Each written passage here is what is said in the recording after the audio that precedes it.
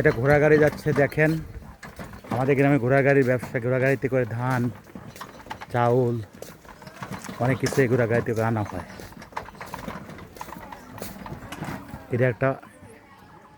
এটা একটা বাগান, বাগানের মধ্যে অনেক গাছগাছরা আছে।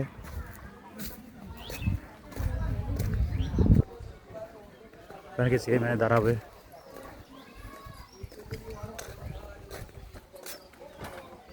অনেক গাছগাছরা লাগাচ্ছে, অনেক ফসল হবে এখানে। পেঁপে গাছ লাগাইছে।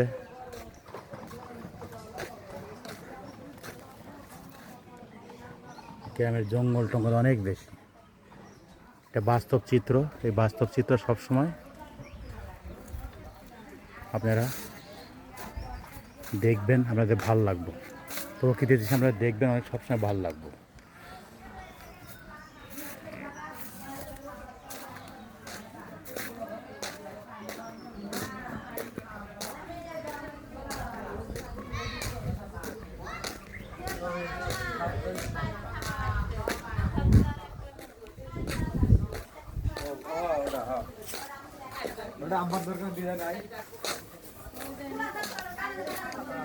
এটা একটা মুক্তিযোদ্ধার বাড়ি। ভিতরে ঢুকতেছি তার শারীরিক অবস্থা জানার জন্য। চলে যাওয়ার পরে দেখা হবে না, তো জানার জন্য একটু বাসায় ঢুকছি।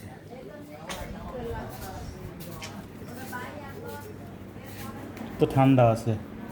আসসালামু আলাইকুম। শরীর কেমন লাগতেছে?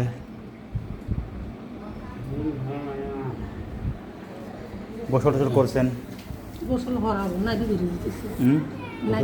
করতে হবে। টেনশন মেনশন করেন না। আল্লাহ যতদিন আয়ু রাখবো ততদিন আপনার কিছুই করার ক্ষমতা কারো থাকবো না। কালকে যাবো।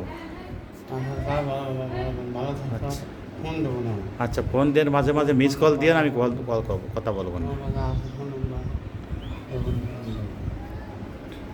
ইনি আমাদের গ্রামের একজনই আর মুক্তিযোদ্ধা আছে। মানুষের তেমন একটা ভালো না, অনেক লোক মারা যায় টেনশনে, মানে খারাপ লাগে সব সময়। আপনারা এই মুক্তিযোদ্ধা বাইরে সব সময় কমেন্ট করবেন, ভালোবাসবেন। আমাদের এই পাবনা জেলার পাঁচমুলি গ্রামের চারপাশে নদীমাতৃক এলাকার ভিতরে উনি মুক্তিযোদ্ধা ছিলেন 71 সালে। অনেকেই তো বোয়া মুক্তিযোদ্ধা আছে, ইনি অরিজিনাল মুক্তিযোদ্ধা।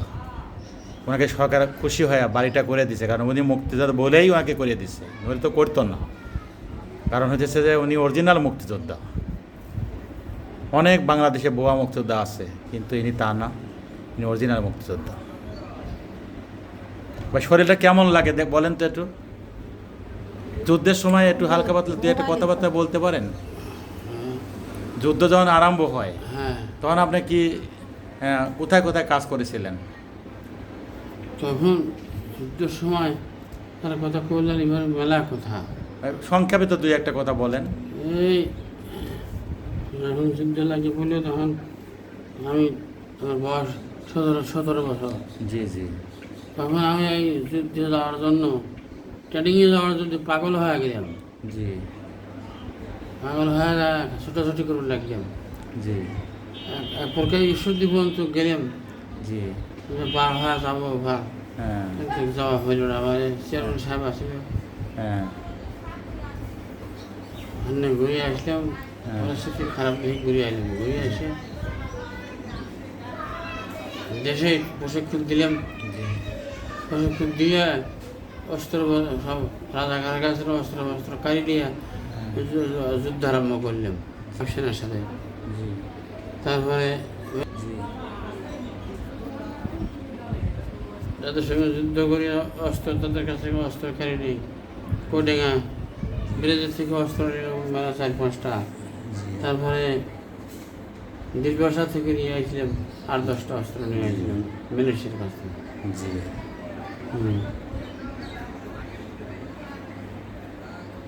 যাই হোক, উনি কথা সেভাবে বলতে পারতেছে না, শরীরটা অনেক খারাপ। আবার ডায়াবেটিস আছে। তাই আপনারা সবাই কমেন্টস করবেন এবং সরকারের কাছে সবাইকে জানায় দিবেন, এনাকে যেন একটু চিকিৎসার জন্য সরকার ব্যবস্থা নেয়। এবং তার অসুস্থতা আছে, তাকে একটা হয়তো চলাফেরার জন্য একটা যদি গাড়িও কিনে দিত আমি খুশি হতাম, কারণ এনাদের জন্যই এই বাংলাদেশে স্বাধীনতা লাভ করেছে। এনাদের যদি সবসময় সরকার এনাদের পক্ষের পাশে থাকে তাহলে সার্থকতা, আর কিছুই না। এই জন্য সরকারের উচিত সরাসরি প্রধানমন্ত্রী না আসতে পারে এমপিদের পাঠায় দিয়ে এনাকে দেখা গেল যে উপহার সামগ্রী, শরীরের চিকিৎসার জন্য সব কিছু করা উচিত। এটাই আমি ভালো মনে করি। যদিও আমরা 71-এ পরে জন্মগ্রহণ করেছি, কিন্তু এনার মুখে সব শুনলাম।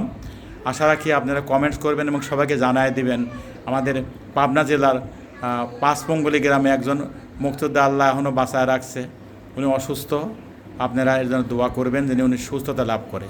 সারা পৃথিবীর সবাই দোয়া করবেন যে সুস্থতা লাভ করে, এবং আমার ভিডিওটা সবসময় কমেন্ট করবেন, কারণ আমি বাস্তব চিত্র তুলে ধরি সবসময়। আমার ভিডিওতে সবসময় বাস্তব চিত্র তুলে ধরি। আপনারা তো বিভিন্ন রকম ধরেন ফেক ভিডিও, তারপরে নাচ গান এগুলো শোনেন, কিন্তু বাস্তব জিনিস আপনারা সবসময় দেখবেন, এতে আপনাদের জন্য ভালো হবে। অরিজিনাল মুক্তিযোদ্ধা কারা এটা আপনারা খেয়াল করবেন। সবসময় মনে করবেন এই মুক্তিযোদ্ধার কাছে আপনারা একবার আসেন। সরকারি পক্ষ থেকে আপনারা তো ঈদের ভিতরে উপহার সামগ্রীও দিতে পারতেন, তাকে অনেক কিছু দিতে পারতেন। উনি কী দিচ্ছেন? কিছুই দেওয়া হয়নি। উনি মুক্তিযোদ্ধা হিসাবে 2-1 লক্ষ টাকার উপহার সামগ্রী পাওয়ার কথা, কিন্তু উনি একটা কোরবানি পর্যন্ত নিজে দিতে পারেন না। দিয়ে উনি কী পাইতেছে? এটা দিয়ে তার হয় না। উনি অসুস্থতা, অনেক ওষুধ লাগে, ওষুধের টাকাটা তো সরকারের দেওয়া উচিত। কেননা উনি তো দেশের স্বাধীনতা অর্জনের জন্য অনেক কষ্ট করেছে, অনেক অস্ত্র কেড়ে নিয়ে আসা উনি যুদ্ধ করেছে। যুদ্ধ করার পরে তো আমাদের এই স্বাধীনতা আমরা লাভ করেছি। যাই হোক, ছবিটা আপনারা খেয়াল করে রাখেন এবং বহু প্রধানমন্ত্রী পর্যন্ত আপনারা পৌঁছায় দেন। প্রধানমন্ত্রী পৌঁছায় দিয়ে গেলে প্রধানমন্ত্রী বুঝতে পারবে, তার লোক দিয়ে তাকে একটু হেল্প যেন করে। এই জন্যে আমি ভিডিওটা করছি। আসসালামু আলাইকুম।